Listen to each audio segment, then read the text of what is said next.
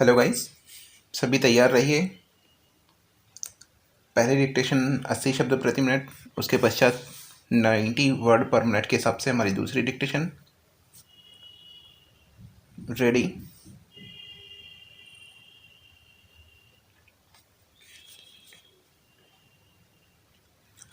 परिवर्तन काल में हमें कितना पानी देना है और भुगतान किस तरह किया जाएगा, निश्चित करने में कुछ समय लग गया है। 10 वर्ष की अवधि 1 अप्रैल 1960 से शुरू होती है, जिस दिन यह संधि लागू हुई थी। यह अवधि पाकिस्तान के अनुरोध पर 3 वर्ष और बढ़ाई जा सकती है। अवधि में बढ़ोतरी होने पर पहले वर्ष में हमारे अंशदान में 5%, दूसरे वर्ष में 10% और तीसरे वर्ष में 16% की कमी हो जाएगी। 10 वर्ष की अवधि मोटे तौर पर 2 चरणों में बांटी जाएगी, 1960 से 66 तक और 1966 से 70 तक। पूर्वी नदियों से भारत द्वारा पाकिस्तान को दिए जाने वाले पानी में परिवर्तन काल में निरंतर कमी की जाएगी। उनकी नहरों आदि के लिए भारत की कोई जिम्मेदारी नहीं होगी। पाकिस्तान के साथ इस समझौते के संबंध में एक प्रश्न जो बहुत लोगों को परेशान कर रहा है, यह है कि इस योजना का क्रियान्वयन होने पर राजस्थान नहर पर क्या प्रभाव होगा। इस संधि की कुल शर्तें इस प्रकार हैं।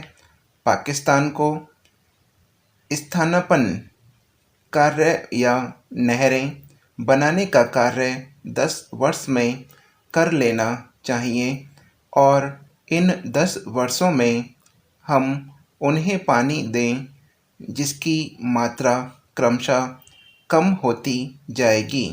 नहरें बनाने के काम में पाकिस्तान की आर्थिक सहायता करनी है। यह सहायता हम पाकिस्तान के हिस्से का जो पानी लेंगे उसी अनुपात में होगी। वास्तव में कई देशों और विश्व बैंक की सहायता से पाकिस्तान का निर्माण कार्य काफ़ी बड़े पैमाने पर हो रहा है। विश्व बैंक और कई दूसरे देश पाकिस्तान को काफ़ी धन दे रहे हैं, लेकिन इसका हमारे समझौते से कोई संबंध नहीं है। हम तदर्थ सहायता देंगे जो 10 वर्ष में दी जाएगी। महोदय, एक माननीय सदस्य ने मुझसे नहरी पानी पर समझौते के बारे में पूछा था।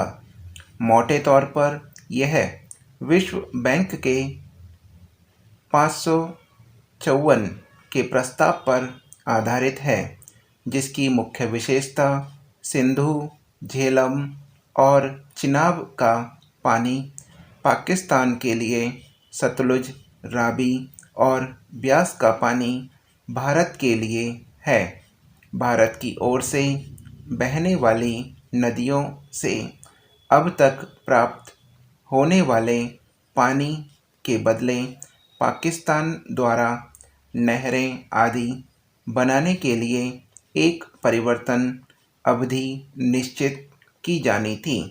भारत को इस कार्य में सहायता करनी थी और इस परिवर्तन काल में पाकिस्तान को पूर्वी नदियों से मिलने वाले पानी में क्रमशः कमी करनी थी।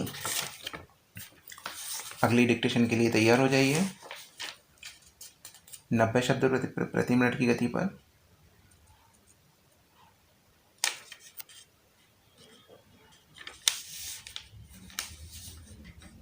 कई वर्ष हमारे किसानों को विदेशों में कृषि की नई तकनीकों की जानकारी प्रदान करने के लिए ले जाया जाता है। इसी संबंध में पंजाब के किसानों का एक दल पिछले दिनों इज़राइल भी गया था, लेकिन विडंबना यह है कि विदेश जाने वाले किसानों में आम तौर पर वे संपन्न किसान होते हैं जो अपने हाथ में खेतीबाड़ी का काम नहीं करते। उनका इस प्रकार की विदेश यात्राओं पर जाना एक प्रकार से सैर सपाटे की तरह ही होता है।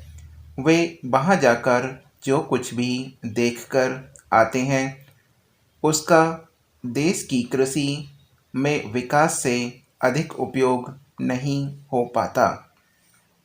पिछले दिनों अमृतसर जिले के जगदेव कलां गांव के एक किसान मित्र मिलने आए। उन्होंने बताया कि कुछ दिन पूर्व कृषि विश्वविद्यालय के कुछ विशेषज्ञों को उन्होंने अपने गांवों में आमंत्रित किया तथा एक विचार गोष्ठी की, जिसमें उन्होंने आसपास के ग्रामीण क्षेत्र के किसानों के बच्चों तथा किसानों को भाग लेने के लिए बुलाया ताकि उनको उर्वरक, कीटाणुनाशक तथा अन्य फसलों के बारे में नवीनतम जानकारी प्राप्त की जा सकी। यह गोष्ठी शहरों में आयोजित होने वाली संगोष्ठी की तरह नहीं थी। महोदय, जब देश स्वतंत्र हुआ तो उस देश में अनाज की कमी थी तथा हमें अपने देशवासियों का पेट भरने के लिए गेहूं का आयात भी करना पड़ा था। खाद्यान्नों की इस कमी को दूर करने के लिए देश में हरित क्रांति लाई गई। फलस्वरूप भारत खाद्यान्न उत्पादन में न केवल आत्मनिर्भर हो गया बल्कि अब विभिन्न कृषि उपजों को निर्यात करने की स्थिति में भी है। इस दिशा में पंजाब ने सर्वाधिक योगदान दिया। यहाँ के किसानों की मेहनत का परिणाम है कि देश के खाद्यान्न भंडार में पंजाब द्वारा प्रतिवर्ष 60% से अधिक गेहूं तथा चावल का योगदान दिया जाता है। जहां पंजाब में खाद्यान्न उत्पादन बढ़ा है, वहीं रह कर इस प्रकार की खबरें भी आती रहती हैं कि प्रदेश में सिंचाई के लिए नलकूपों का अधिकाधिक उपयोग किए जाने से भूमिगत जल का स्तर घटता जा रहा है। अत्यधिक उर्वरकों से भूमि की उर्वरा शक्ति घटती जा रही है तथा यह आशंका प्रकट की जाने लगी है कि यदि ऐसा ही चलता रहा तो किसी दिन यहाँ की भूमि बंजर हो जाएगी। खरपतवार नाशकों के भी अत्यधिक उपयोग से पर्यावरण को हानि पहुँच रही है। चलिए सभी आ जाइए, गूगल मीट पर रीड आउट करते हैं।